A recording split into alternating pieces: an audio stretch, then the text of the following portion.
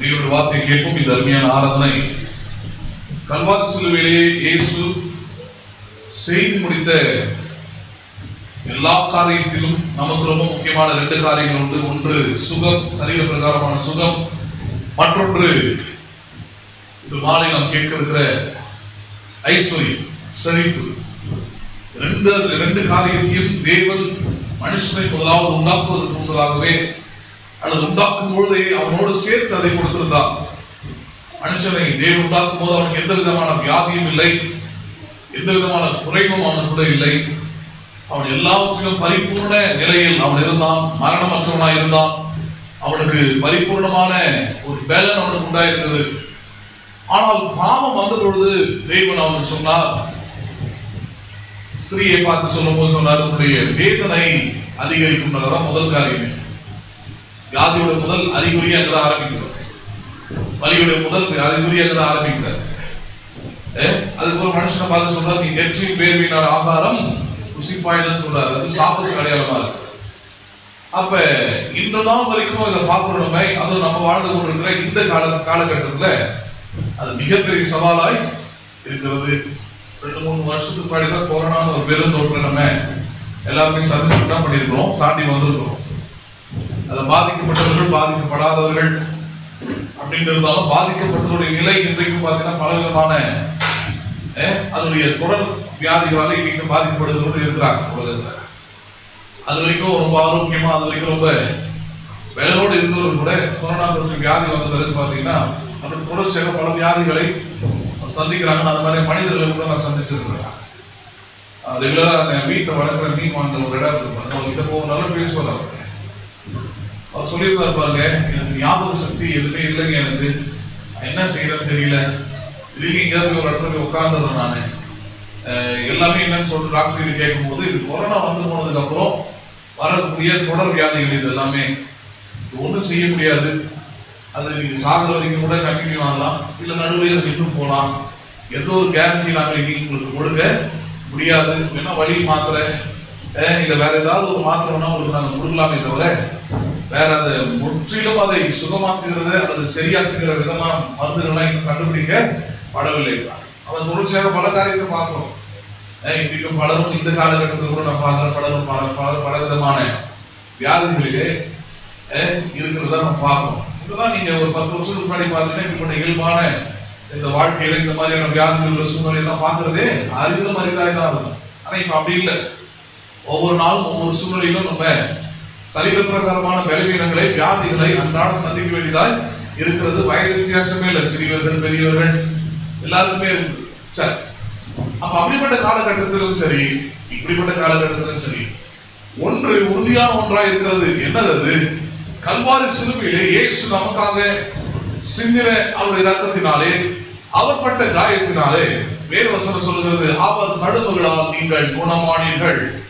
தழும்புகளால் என்ன ஆனீர்கள்? நீங்கள் இதுக்கு முன்னாடி வந்த வியாதிகளா இருக்கட்டும் அல்லது இதுக்கப்புறம் வரது போகிற வியாதிகளா இருக்கட்டும், ஒன்று நிச்சயமான ஒன்றாய் இருக்கிறது. என்னது? அவர் தழும்புகளால் நான் குணமானே. எந்த வியாதிகளும் என்னை அணுகுவதில்லை, எந்த வியாதிகளுடைய பலவீனம் என்னை மேற்கொள்வதில்லை. அவர் தழும்புகளால் நான் என்ன இருக்கிறேன்? நானே குணமானேன் என்பதை நான் இங்கு விசுவாசிக்க வேண்டும். சரி, இதனாலும் இது விசேஷமான ஆராதனை இருக்கிறபடினாலே நீங்கள் அறிந்து கொள்ள வேண்டிய ரொம்ப முக்கியமான சத்தியங்களை மட்டுமே இந்த மாதிரி விசேஷ ஆராதனைகளை பேசிக் கொண்டு வருகிறேன். அதை இன்னைக்கு நம்ம பேச போகிற காரியம், தலைப்பு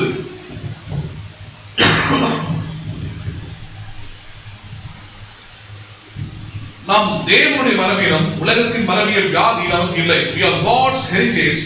We do not have the world's genetic disease. இதுதான் இன்றைக்கு நம்ம பார்க்க போற தலைப்பா இருக்கிறது. அதாவது நாம் தேவனுடைய இனத்தை அல்லது மரபினத்தை சேர்ந்தவர்களாக இருக்கிறோம். அதனால உலகத்தில் சொல்லப்படுகிற மரபியல் வியாதிகள், ஜெனடிக் டிசீஸ்னா தொடர்ச்சியா தலைமுறையா இருக்கக்கூடிய வியாதிகள். தாத்தாக்கு இருந்தது, அப்புறம் அப்பாவுக்கு இருக்கிறது, அப்புறம் வந்து பிள்ளைக்கு இருக்கிறது. அதை மாற்றவே முடியாது. டாக்டர் கிட்ட போனீங்கன்னா அது எழுத்துப்பூர்வமா எழுதி கொடுத்துருவாங்க. உங்களுக்கு அப்பாவுக்கு இருந்ததுன்னா கண்டிப்பா உனக்கும் வந்துருவாங்க. சுகர்லாம் பாத்தீங்கன்னா நான் கம்யூனிகேட்டிவ் டிசீஸ்ல தான் இருக்குது. தும்முனா இருமுனா அப்படி ஒன்றும் பரவாயில்ல. ஆனால் ஜெனடிக்கா வரும். எப்படி வருது? ஜெனடிக்கா வருது. அப்பாவுக்கு இருந்ததுதான் பிள்ளைக்கு என்ன பண்ணுறது? வர முடியும். கேன்சர் கூட அப்படிதான். அது வந்து பாத்தீங்கன்னா கம்யூனிகபிள் டிசீஸ் கிடையாது. But it is genetically communicable. ஜெனட்டிக்கல்னா அவங்களுடைய வித்துல இருந்து என்ன பண்ணப்படுகிறது, அவங்களுக்கு மரபணு மூலமாக தாய் தகப்பனுடைய மரபணுவில் என்ன வியாதிகள் அல்லது என்ன கூறுகள் இருக்குதோ அது அப்படியே பிள்ளைகளுக்கு என்ன பண்ணுறாங்க தாக்கக்கூடியதை பார்க்கிறோம். அது தாய் தகப்பன் மட்டும் அவங்க சேர்ந்த குடும்பத்தார் எல்லாருமே சேர்த்துதான் ரத்த அணுக்களில அந்த ரத்த டிஎன்ஏல என்னென்னலாம் இருக்குதோ அது எல்லாமே உங்களுக்கு என்ன பண்ணுறாங்க வரக்கூடியதை நம்ம பார்க்கிறோம். இது உலகம் சொல்லக்கூடிய மருத்துவ சான்றோடு இருக்கிற விஷயம். அப்ப இதை குறித்து தான் நீங்க நம்ம கொஞ்சம் கவனிக்க இருக்கிறோம். ஏனென்றால் கிறிஸ்தவர்கள் இத அதிகமா பேசி இதோட கூட ஒத்து போறது நான் பார்த்துருக்கேன். எப்படி ஒத்து போறாங்கன்னா, எங்க அம்மா அப்பாவுக்கு இருந்ததுங்க, அதனால எனக்கு இருக்குது. எங்க அம்மா அப்பா மாத்திரை போட்டுக்கிட்டு இருந்தாங்க, அதுக்கு அதனால நானும் பண்ணிக்கிட்டு மாத்திரை வந்து போட்டுக்கிட்டு இருக்கிறேன். என்ன சொல்ல வராங்க, அடுத்தது என் பிள்ளைக்கும் அதுதான், அடுத்தது என் பேர பிள்ளைகளுக்கும் அதுதான், அடுத்து வரப்போகிற எல்லா சந்ததிக்கும் எங்களை போலவே தான் வியாதிகள் அப்படியே மாறி மாறி அவங்களுக்கு இந்த மறுபணி மூலமா வந்து கொண்டே இருக்கும். அந்த வியாதிகளை அந்த நோய்களை அவங்க சுமந்து கொண்டேதான் இருக்கணும்ன்ற மாதிரியான ஒரு காரியத்தை பேசுகிறார். அதனால்தான் இன்னைக்கு எடுத்து காண்பிக்க விரும்புகிறேன். சத்தியத்தோடு அதை அறிந்து கொள்வோம். இதை அறிந்து கொள்ளும் போது நீங்கள் உறுதியாக நம்ப முடியும். என்ன நம்ப முடியும்? மரபியல் வியாதி எனக்கு இல்லை. எந்த வியாதி எனக்கு இல்லை? எங்க அம்மா அப்பா இருந்திருக்கலாம், என்னுடைய தாத்தா பாட்டி இருந்திருக்கலாம், ஆனால் மரபியல் வியாதிகள் எனக்கு இல்லை என்பதை நீங்கள் உறுதியாக வசனத்தை கொண்டு நம்ப வேண்டியதாக இருக்கிறது. அதனால காரணங்கள் அதை போதிக்க இருக்கிறேன். எடுத்துக்கொள்வோம். யாத்திராகமம் 15வது அதிகாரம். யாத்திராகமம் 15வது அதிகாரம் 26வது வசனத்தை நாம் பார்ப்போம். யாத்திராகமம் 15வது அதிகாரம் 26வது வசனம்.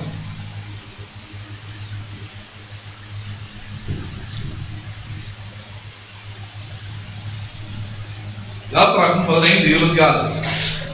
நீ உன் தேவனாகிய கர்த்தரின் சத்தத்தை கவனமாய் கேட்டு அவர் பார்வைக்கு செம்மையானவைகளை செய்து அவர் கட்டளைகளுக்கு செவி கொடுத்து அவருடைய நியமங்கள் யாவையும் கை கொண்டால் நான் எகிப்தியருக்கு வரப்பண்ணின வியாதிகளில் ஒன்றையும் உனக்கு வரப்பண்ணேன், நானே உன் பரிகாரியாகிய கர்த்தர் என்றார். தனிமையான வேத பகுதியில தான் நம்ம இந்த தலைப்புக்குரிய வசனமா எடுத்துருக்கோம். இந்த இடத்துல என்ன சொல்லப்படுகிறது? இஸ்ரவேல் ஜனங்கள் 420 வருஷமாக எகிப்து என சொல்லக்கூடிய வேறொரு தேசத்துல அவர்கள் அடிமைகளாய் தலைமுறையான அடிமைத்தனத்தில் இருக்கிறாங்க. அவங்க இருக்கும் பொழுது அங்கிருந்து தேவனுடைய மோசையை கொண்டு விடுதலையாக்குகிறார். விடுதலையாக்கி சிவந்த சமுத்திரத்தெல்லாம் தாண்டி வந்துடுறாங்க. வந்த பிறகு கர்த்தர் மோசேயிடத்தை சொல்லி ஜனங்களுக்கு சொல்றார். மோசே ஜனங்களுக்கு சொல்லு, என்ன சொல்லு, அவங்க எகிப்திலே பிறந்து எகிப்திலே வளர்ந்திருக்கிறதுனால அந்த எகிப்திய தேசத்துல அந்த எகிப்து மரபணுக்களில் இருக்கிற வியாதிகள் எல்லாம் இவங்களுக்கு இருக்கிறாங்க. இவங்க எவ்வியர்களா இருந்தாலும் இவங்களுக்குள்ள இருக்கிற நம்பிக்கை, இவங்களுக்குள்ள இருக்கிற அறிவு அவ்வளவுதான். அதன்படி இவர்கள் என்ன நினைப்பாங்க, எகிப்து இருக்கிற வியாதிகள் எகிப்துல நான் இருக்கிறேன், அதனால எகிப்தின் வியாதிகள் எனக்கும் வரும். நான் எகிப்து தானே இருக்கிறேன், அந்த நிலத்துல நான் வாடுறேன், அந்த தண்ணியை தானே குடிக்கிறேன், அதனால அந்த வியாதி என்ன மட்டும் எப்படி தாக்காம இருக்குன்ற எண்ணத்துல இருக்கிறாங்க.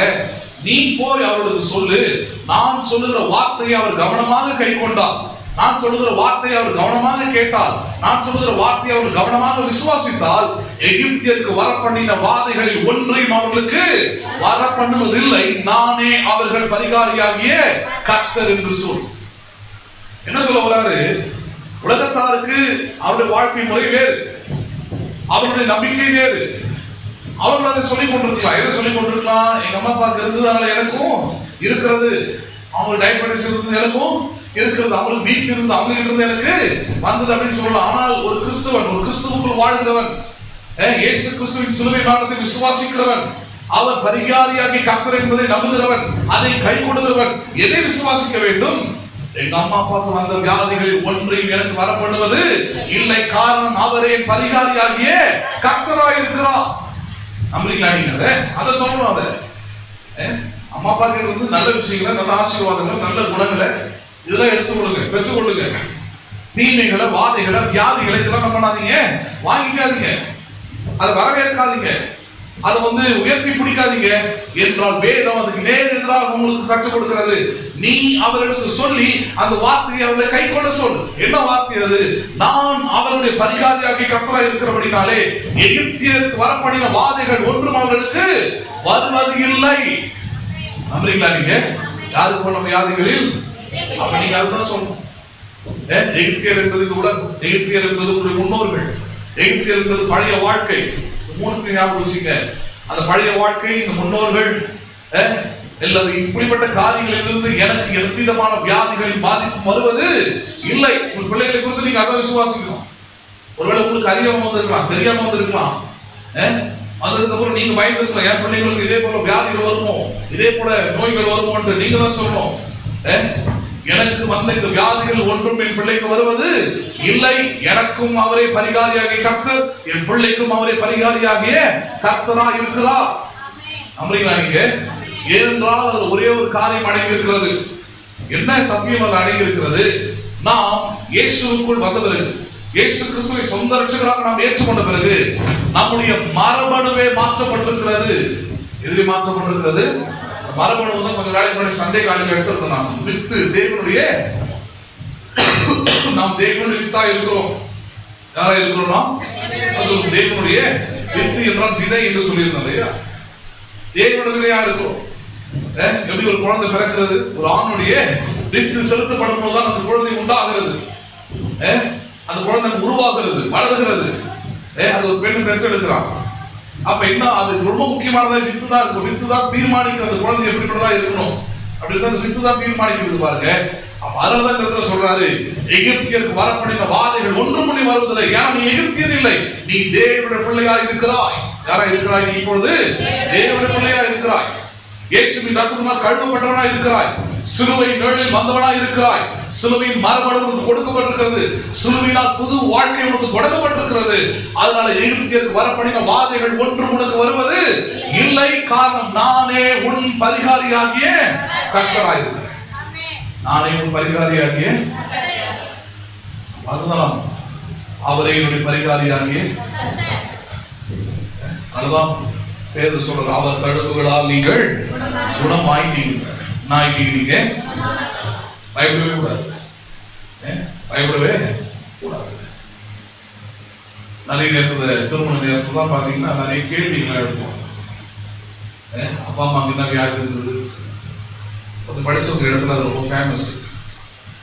எப்படி டவுரி கேட்குறீங்க, பொதுவாக எவ்வளோ தருவீங்க, எவ்வளோ போடுவீங்க அப்படி கேட்கணும் இல்லையா? அது கூட ரொம்ப படித்தவங்க, ரொம்ப ஹெல்த் கான்சியஸ் உள்ள ஆளுங்க, ஆரோக்கியம் குறித்து ரொம்ப அக்கறை உள்ள ஆட்கள், பெண்ணை பார்க்கும்போதோ, நானும் பார்க்கும்போதோ, மாப்பிள்ளை பெண்ணை பார்க்கும்போதோ பார்த்தீங்கன்னா அந்த குடும்பத்தாரை கேட்பாங்க, அப்பா அம்மாவுக்கு என்ன நோய்கள்லாம் இருக்குது, ஹார்ட் டிசீஸ் எதாவது இருக்குதா, இந்திய நோய் இருக்குதா, அவங்க குடும்பத்தில் யாருன்னா கேன்சர் பாதிப்பு இருக்குதா, அவங்களுக்கு வேற ஏதாவது டயபெட்டிஸ் வியாதி இருக்குதா, சுகர் இருக்குதா, பிபி இருக்குது, இதெல்லாத்தையும் விசாரிச்சுப்பாங்க. எதுக்கு? இது இருந்ததுதான் மரபணுகள் என்ன பண்ணிருக்கீங்க, உங்களுக்கு அது வரும் என்பதற்குரிய சாத்தியங்கள் உண்டு. வரும் என்கிற சாத்தியங்கள் உண்டு. இதுதான் மெடிக்கல் நம்புது. இதான் எது நம்புது? இது மருத்துவம் இதுதான் நம்புது. அதான் நிஜமும் கூட மாற்றுறதே கிடையாது. It's true but it is not truth. It's fact but it is not truth. அது உண்மை, அது சத்தியம் அல்ல. அது உண்மையானது என்ன கிடையாது, அது சத்தியம் வந்து வேற. சத்தியம் என்பது என்னது? அவர் தடுப்புகளால் நான் குணமாயிருக்கிறேன். எகிப்திற்கு வரப்படின வாதைகளில் ஒன்றையும் எனக்கு அவர் என்ன பண்ணுவதில்லை, ஒன்றையும் உனக்கு வரப்பண்ணுவது. அந்த கவனிக்க வேண்டிய இன்னொரு வார்த்தை, ஒன்றையும் உனக்கு வரப்பண்ணுவது. ஒன்று கூட not even one disease. ஒரு வியாதியை கூட நீ எதிர்பார்க்காத. ஹலோ அப்படின்னா எப்படி யோசிச்சு பாருங்க. தலைமுடி கொட்டுறதுக்கு முதல் கூட சொல்றேன். அப்பா தலை வழுக்கையா இருந்தா பிள்ளை தலையும் எப்படி இருக்கும் சொல்லி வளர்க்குறாங்க இல்லையா? பிள்ளை தலையும் எப்படிதான் இருக்கும், அது வழுக்கையா தான் இருக்குமாக்கும். உடனே பொண்ணு நம்புதாரு, ரைட்டு அப்பா தலை வழுக்கை எதுக்கு நம்புறது, வழுக்க விழுதாக்கும் அப்படின்னு நினைக்கிறது. அது நினைச்சு நினைச்சு நினைச்சதே விழுதாங்க. எதை நினைக்கணும், எதை விசுவாசம்? நான் தலைமுடிக்க கூட சொல்லி தரேன். நீங்க நினைக்கலாம் அதான் பெரிய விஷயமா அப்படின்னு நினைக்கலாம். அது பொற்றாளுங்கிட்ட போய் கேட்டு பாருங்க. பார்த்துருக்கீங்களா இல்லையா?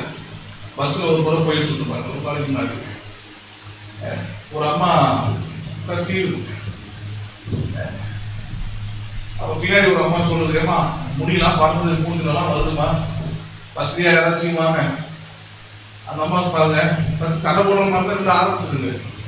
அப்புறம் அந்த அம்மா சொல்லிச்சு, எடுக்கல நான் என்ன பண்றது, முடி பயங்கரமா போட்டுருங்க, ஒரே கவலையா இருக்கு. அவ்வளோ 2 பேர் ஜாயின் பண்ணிக்கலாம். கிட்டத்தட்ட அரை மணி நேரம் பார்த்தீங்கன்னா இந்த முடி ஏன் கொட்டுதுன்ற ஆராய்ச்சி இறங்கிட்டாங்க 2 பேரும். எப்படி இப்படிலாம் கொட்டுச்சு, எங்கெங்கெல்லாம் கொட்டுச்சு, எவ்வளோ கொட்டிருக்கும். பின்னாடி உட்காந்துருக்குற அம்மா சொல்லுது, எனக்கு கூட நல்லா நீளமா இருந்தது, அடர்த்தியா இருந்ததுங்க முடி. நான் அப்பதான் நினைச்ச முடிக்கு எவ்வளவு கவலைப்படுறாங்க இவங்க. எல்லாத்தையும் பார்த்துட்டு எல்லா எண்ணையும் வச்சு பார்த்துட்டேன். அந்த தெரிஞ்சுதான் சொல்லு, சீக்கால அதை போடு, வெந்தயத்தை போடு, அதை போடு, இதை போடு, செம்பருத்தி பூவை போடு, அது காய வச்சு போடு. பூவா போட்டீங்களா எப்படி போட்டீங்க? அடுக்கு செம்பருத்தியா இல்லை ஒத்த செம்பருத்தியா? அப்புறம் பார்த்து ஒரு முடிக்கு எவ்வளோ இது போகுது அப்பா எங்க அப்படின்னு. அப்ப நம்ம அதை சாதாரணமா நினைக்கிறோம். நான் சொல்றேன் கிறிஸ்து எல்லாருக்கும் தான், கிறிஸ்து எல்லாருக்கும் தான் செஞ்சிருக்கிறாரு. உங்களுக்கு முடி பெருசா இல்லைன்னா மொட்டை அடிச்சு போங்க, உங்களுக்கு கூட பெருசு இல்லை. முடி யாருக்கு வேணும்னு நினைக்கிறாங்களோ அவங்களும் பிரச்சனை பண்ணிட்டு போவாங்க. புரியுதுங்களா உங்களுக்கு? சில ஆளுக்கு பெரிய விஷயத்தை கூட பெருசா எடுத்துக்க மாட்டாங்க, பெரிய விஷயத்தை கூட எடுத்துக்க மாட்டாங்க, பெருசா எடுத்துக்க மாட்டாங்க. ஒரு முறை நான் சர்ச்சில் உட்காந்துருக்கேன் பாருங்க, வேற ஒரு சபை சர்ச்சை காலையில் கலந்து வந்துருக்கிறாங்க. ஒரு அந்த சபை சேர்ந்த விசுவாசிகள் கணவன் மனைவி இருக்கிற வயசானவங்க இறந்துட்டாங்க. கிளம்பி வராங்க, வீல் சுற்றி வண்டியப்ப எதுக்கு வந்து ஒரு லாரிக்காரன் அடிச்சிட்டாங்க. ஒயிட் வேற. நான் போயிருந்த சர்ச்சில் மொத்தம் உடம்பு முழுக்க ரத்தம். ஜிஹெச் போயிருக்கிறாங்க. போயிட்டு ஃபர்ஸ்ட் எய்ட் மட்டும் பண்ணிட்டு காயத்தாங்க காலில் கையில் மூஞ்சில் எல்லாத்தையும் ஃபர்ஸ்ட் எய்ட் போட்டுட்டு பாட்டு பாட்டுக்கு முன்னாடி வர ஆட்கிறாங்க. பாட்டு முடிகிற நேரத்தை பாருங்க, ரிக்ஷா போனாங்க. இப்போதான் ஆட்டோ நிறைய இருக்கு. அப்போலாம் ரிக்ஷா 95-92 காலத்தில் ரிக்ஷா வந்து இறங்குறாங்க. நான் அப்படியே பார்க்குறேன், அப்படியே சின்ன பையன் நான் எனக்கு அப்படியே பதறி போயிருந்தான். ஏன்னா ஒயிட் அண்ட் ஒயிட் அது ஃபுல்லாகவே ரெண்டாயிரம் மொத்தம் ரத்தமாக இருக்குது. ஒரே காயம் உடம்பு முழுக்க ஃப்ரெஷ்ஷாக இருக்குது, ஊந்து காயம் எல்லாமே. ஆனாலும் கடவுள் எப்படியாவது தான் பண்ணி வந்து கடவுள் அங்கே 2 மணிக்கு தான் முடியும். 2 மணி வரைக்கும் உட்காந்துருக்குறாங்க கணவன் மனைவியும். நான் ஆச்சரியப்பட்டேன் அவங்கள பார்க்குறாங்க. என்ன மாதிரியான நம்பிக்கை, என்ன மாதிரியான விசுவாசங்களுக்குள்ள சின்ன தலைவலிக்கெல்லாம் படுத்து தூங்குறாங்கன்னு எனக்கு தெரியும். முட்டி வலிக்குது பாஸ்டர், அதனால வரலன்னு நாளுதான் எனக்கு தெரியும். என்ன வலிக்குது இருக்கு? உடல் முழுக்க ரத்தம், உடல் முழுக்க காயம். கதவும் கிடையாது. திருப்பதி கொண்டு வந்திருந்தாங்க, அவசியம் கொண்டு இருந்தாங்க போட்டு சொல்லிருந்தாங்க. நான் பார்த்துருக்கேன். ஏன் சொல்ல வரேன், நான் ஒரு காரியத்தை நீங்க உறுதியாக விசுவாசிக்க வேண்டும், நம்ப வேண்டும். எதை நம்ப வேண்டும்? எகிப்தியருக்கு வரப்படின வியாதிகளில் ஒன்றையும் எனக்கு என்ன பண்ணுவதில்லை அவர், ஒன்றையும்.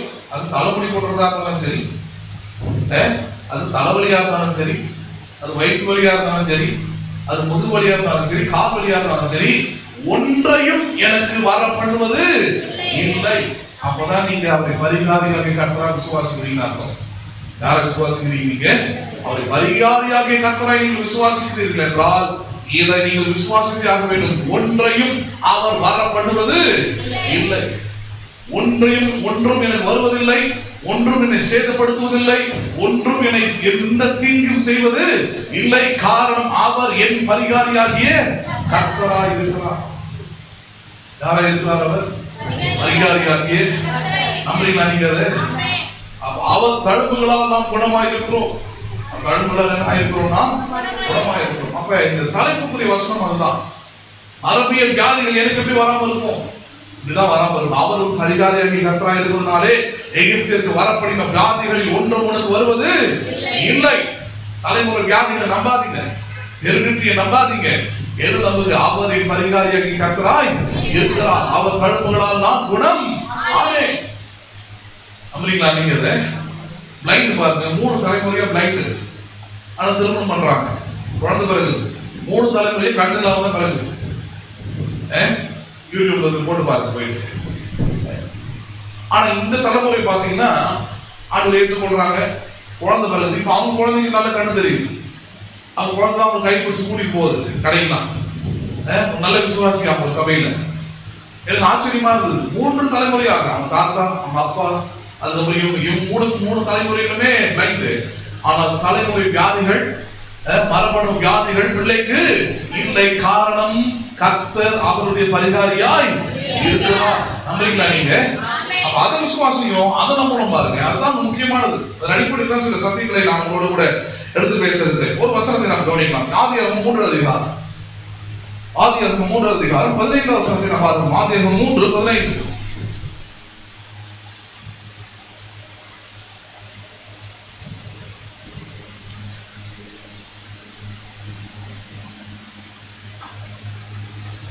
உனக்கும் ஸ்திரீக்கும் உன் வித்துக்கும் அவள் வித்துக்கும் பகை உண்டாக்குவேன். என்ன உண்டாக்குவேன்?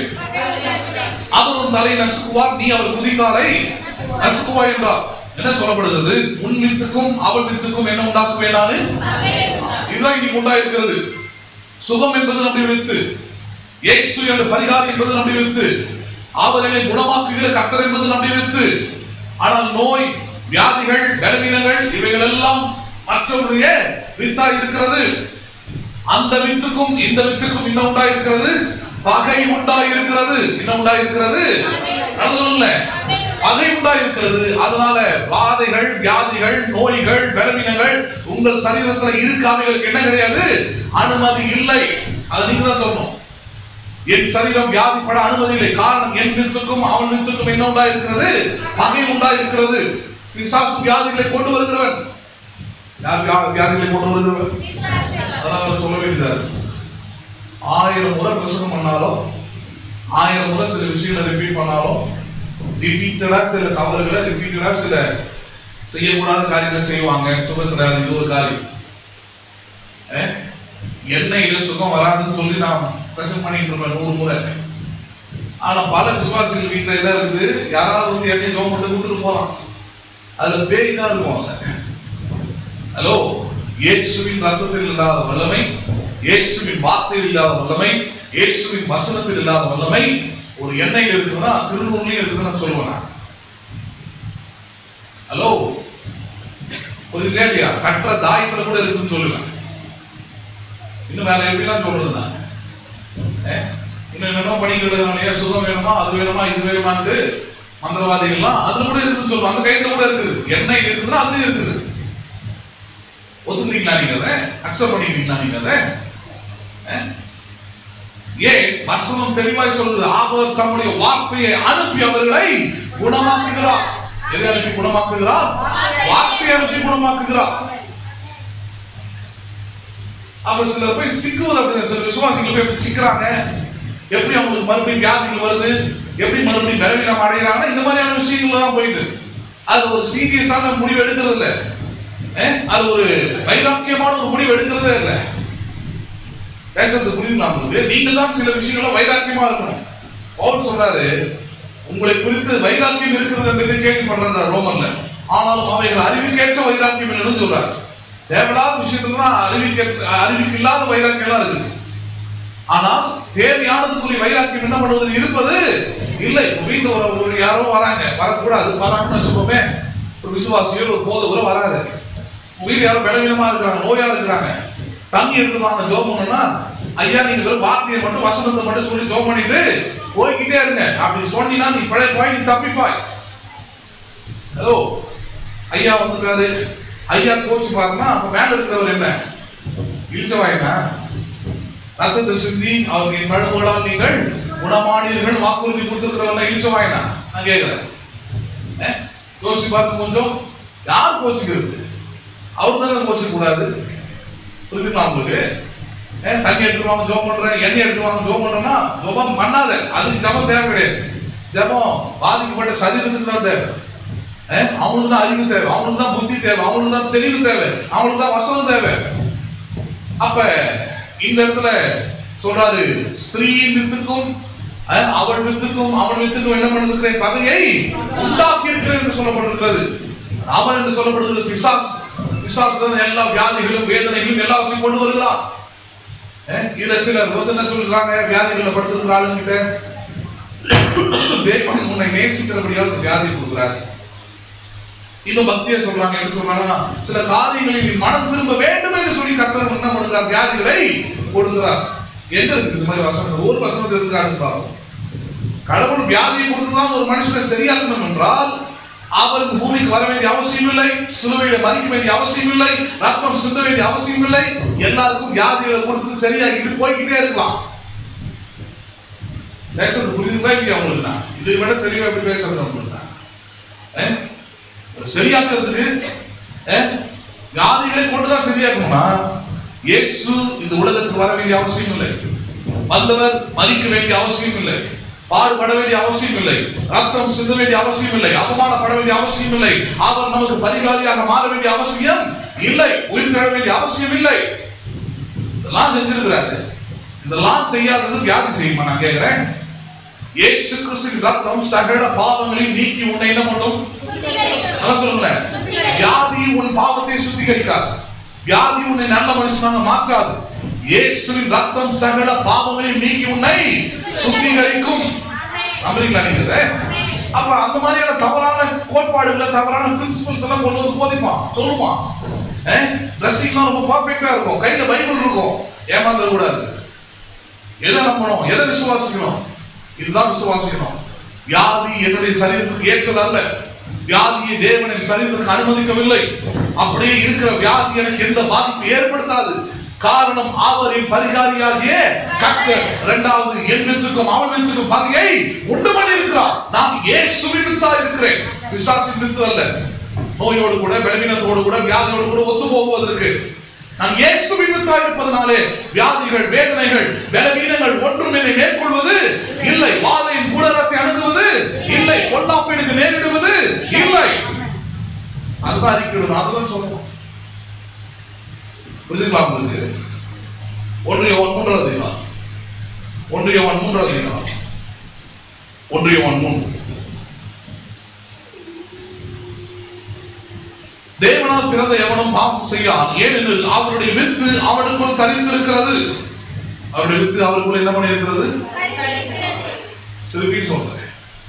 தேவனுடைய பிள்ளைகளா இருந்தால் உங்களுக்குள் யாருடைய வித்து இருக்கிறது? சொல்லுங்களேன். தேவனுடைய வித்து தான் உங்களுக்கு வருது. தேவனுடைய வித்து என்ன வித்து? பரிகார வித்து, சுகம் அளிக்கிற வித்து, குணமாக்குகிற வித்து, பாதுகாக்கிற வித்து. நம்புறீங்களா நீங்க? வாதையை கூடாரத்தில் அணுகாமல் பாதுகாக்கிற வித்து தான் உங்களுக்குள்ள இருக்கிற தேவனுடைய வித்து. சொல்றாரு, அவருடைய வித்து அவனுக்குள் தரித்து இருக்கிறது. அவன் தேவனால் பிறந்தபடினான். யாரால் பிறந்தபடினான்? நீங்கள் யாரால் பிறந்தவர்கள்? தேவனால் பிறந்தவர்கள் என்றால் வியாதியை அனுமதிக்க கூடாது. வியாதியை நல்லது என்று ஏற்றுக்கொள்ளக் கூடாது. வியாதியோடு ஒத்துழைப்பு தரக்கூடாது. வியாதியை எதிர்த்து நிற்க கற்றுக்கொள்ள வேண்டும். வியாதியை என்ன பண்ண கற்றுக்கொள்ள வேண்டும்? எப்படி எதிர்த்து நிற்கிறது? டாக்டர் போய் பாருங்க. ஒரு டாக்டர் கிட்ட போறீங்க, ஒரு வியாதின்னு போறீங்க, டாக்டர் என்ன பண்றாரு? பரவாயில்ல அட்ஜஸ்ட் பண்ணி இது அப்படியே சொல்றாரு. என்ன வலிக்குது, எங்க வலிக்குது, எப்படி வலிக்குது, அந்த டெஸ்ட் எடு, இந்த டெஸ்ட் எடு, இது எவ்வளவு இருக்குது பார்ப்போம், அது எவ்வளவு இருக்குது பார்ப்போம், எல்லாத்தையும் பார்த்து ஒரு முடிவுக்கு வந்து கடைசியா கையில் ஒரு மெடிசனையும் கொடுத்து அது எழுதியும் கொடுக்காரு, சொல்லியும் கொடுக்காரு. இந்த வேலைக்கு இந்த மாத்திரை போடு, இந்த மாத்திரை போடு, கரெக்டா போடு, சாப்பிடுறதுக்கு முன்னாடி போடு, சாப்பிடுறதுக்கு அப்புறம் போடு, இது எல்லாத்தையும் சொல்லி கொடுத்து அந்த வியாதிக்கு எதிரான தன்மையோடு கூட என்ன பண்றாங்க? போராடுகிறார். மருத்துவருடைய வேலை அதுதான். பொதுவாக எந்த மருத்துவருக்கும் வியாதியோடு கூட ஒத்துழைச்சு போங்க, பரவாயில்ல அட்ஜஸ்ட் பண்ணிக்கங்க, பரவாயில்ல இருந்துட்டு போட்டும், அது இருந்தா நல்லதுதான், அதோட பழகிக்கன்னு சொல்றவன் மென்டலா தான் இருப்பான். ஹலோ, அவன் டாக்டரே கிடையாது, அவன் கிட்னி திருடுறவனா இருப்பான். நல்ல டாக்டர் வந்து அது எதிராக தான் போராடுவான். நிறைய பேருக்கு அது புரியாது. என்ன லிஸ்டா எழுதி கொடுக்குறாரு, அந்த ஸ்கேன் எடு, இந்த டெஸ்ட் எடு, அந்த டெஸ்ட் எடு. ஏன் சொல்றாரு? கண்டுபிடிக்கணும்ன்ற முடிவு வர இது என்னன்னு பார்த்து சரி பண்ணியே ஆகணும், சரியாச்சுன்னு சொல்லணும். அந்த வியாதிக்கு எதிரான அந்த தன்மையோடு கூட என்ன பண்ணுகிறார்? அவருடைய அறிவை எங்க பயன்படுத்துகிறார், அந்த மருத்துவ அறிவை எங்க செயல்படுத்துகிறார் பாருங்க. அதே போலதான் விசுவாசியம். வியாதிக்கு எதிராக தன்னுடைய ஆவிக்குரிய அறிவை, வியாதிக்குரிய விசுவாசத்தை, ஆவிக்குரிய வசனங்களை, வார்த்தைகளை அவர்கள் பயன்படுத்தி கொண்டே இருக்க வேண்டும். நான் தேவனால் பிறந்தபடியால், அவர் வித்தா இருக்கிறபடியால், அவரால் பிறந்தபடியால், அவரால் பிறந்திருக்கிற அவருடைய மகன், அவருடைய மகள் நான். அதனால் எந்த வியாதிக்கும், எந்த பலவீனத்துக்கும், எந்த நோய்க்கும் என் சரீரத்தில் இடம் இல்லை. அவரின் பரிகாரியாக நம்புறீங்களா நீங்க? இந்த பெணமெல்லாம் இருக்கிறாங்க இல்லையா, கவர்மெண்ட் கவர்மெண்ட் ரொம்ப போட்டுருக்காங்க யூடியூப்ல. அதெல்லாம் ஒரு புதுசாக சென்னையில் வேலை செய்யும். அந்த பேட்டி இருந்தவர் கேட்குறாரு, என்னம்மா இந்த பிணம்லாம் இருக்கிறீங்களே, 24 மணி நேரம் இது போடவே இருக்கிறீங்களே, காலையில் 9 சாயந்தரம் 6-7 மணி வரைக்கும் இங்கே இருக்கிறீங்களே, நீங்க உங்களுக்கு நீங்க லீவ் போட்டீங்கன்னா என்ன ஆகும்? சொல்லுவாங்க, இது வரைக்கும் எனக்கு எந்த வியாதியும் வந்ததுங்க, எந்த வியாதியும் இந்த அதை விட ஒரு இன்ஃபெக்ஷியஸான இடம் எங்க இருக்காங்க நான் நினைக்கிறேன். பழங்கள்லாம் புதைச்சிருக்கிற இடத்துல, பழங்கள்லாம் இருக்கிற இடத்த விட இன்ஃபெக்ஷன் கொடுத்து ஒரு இடம் பெரிய இடமா வேற எதுவும் இருக்காதுன்னு நினைக்கிறேன். அந்த இடத்துல ஒரு அம்மா வேலை செய்யும், ஒரு பெண்மணி வேலை செய்யறாங்க. 3 பிள்ளைகளுக்கு தாய் அந்த பெண்மணி, புருஷன் இறந்து போயிருந்தாரு. அந்த அம்மா பேட்டி கொடுக்குது, இது வரைக்கும் எந்த வியாதி எனக்கு வந்தது, சில நேரத்தில் உடனே எரிக்கிறதுக்கு அந்த முடியறதுக்கு தான் லேட் ஆகிடும். அந்த அம்மா ரூமை கடத்திட்டு தான் படுத்துக்கணும். நான் அவன் கேட்கலாம் இல்லைங்க இருக்கிறதுக்காக ஏதாவது வெயில பார்த்துருந்தீங்களா நைட்டில்? நம்ம சொல்றது தூக்கம் வரலாம், வெளியே வந்து உட்காந்துருப்பேன். வெளியே ஃபுல்லா அந்த படங்களை பதிக்கப்பட்ட இடம்லாம் தான் கலரையாக தான் இருக்குது. வெளியே வந்து உட்காந்துருப்போம், நல்ல சின்ன காற்று வரும். கிறிஸ்துவ எப்படிலாம் என்ஜாய் பண்ணுறாங்க, நல்ல காற்று வரும், சின்ன இருக்கும். நைட்டில் அமைதியாக இருக்கும், மயான அமைதிக்குவாங்க இல்லையா, அந்த மாதிரி அமைதியாக இருக்கும். நல்லா தூங்கி நல்லா எழுந்து காலையில் வீட்டுக்கு போயிடுவேன். வீட்டுக்கு போய் மறுபடியும் குளிச்சுட்டு மறுபடியும் வேலைக்கு வந்துடுவேன். இது வரைக்கும் எனக்கு எந்த பாதிப்பும் வரல. அம்மா இது வரைக்கும் எந்த பாதிப்பும், நம்ம இறங்கி ரோட்ல இறங்கினாலே போதும், உள்ளங்கால இருந்து உச்சம் தலை வரைக்கும் 1000 வியாதி லிஸ்ட் அவுட் போடுறாங்க. அந்த வியாதி இருந்துச்சு, இந்த வியாதி இருந்துச்சு, இது வந்துருச்சு, அங்க வந்துருச்சு. நான் யோசிப்பேன், எங்க இருந்துதான் இந்த கருணா வந்து தொலைக்குது? இது உலகத்திலே எவனுக்கு இல்லாததான் இவங்களுக்கு எப்படி வருது? ஆனா வசனம் இவ்வளவு வேற மாதிரி சொல்லுது, எகிப்தியருக்கு வரப்படுகிற வியாதிகளில் ஒன்று உங்களுக்கு வருவதில்லை. எகிப்தியருக்கு பரம்பரை வியாதி தான் இருந்து போட்டோம், உனக்கே இருக்கணும். ஹலோ, எகிப்தியருக்கு எந்த ஆண்டவனும் கிடையாது. ஆனா உனக்கு தேவன் பரிகாரியாக இருக்கிறாரு. சுகமாக்கின பரிகாரி, குணமாக்கின பரிகாரி, ரத்தத்தை சிந்தின பரிகாரி, தம்முடைய காயத்தால் தம்முடைய தழும்புகளால் உன்னை குணமாக்கி இருக்கிற பரிகாரி அவர். அவருடைய வித்து நீங்கள், அவருடைய பிள்ளைகள் நீங்கள். அவருடைய வித்து என்ன? அது சுகமாக்குகிற வித்து. அவருடைய வித்து என்ன? ஆரோக்கியத்தின் வித்து. அவருடைய வித்து என்ன? நீண்ட ஆயுளால் உங்களை திருப்தியாக்குகிற வித்து. நம்புறீங்களா நீங்க? அப்ப அதுதான் விசுவாசிக்கணும், அதுதான் என்ன பண்ணணும், நம்ப வேண்டும். கலாத்தியர் 3 அதிகாரம், கலாத்தியர் 3 அதிகாரம் 29 வசனத்தை நாம் பார்ப்போம். கலாத்தியர் 3:29.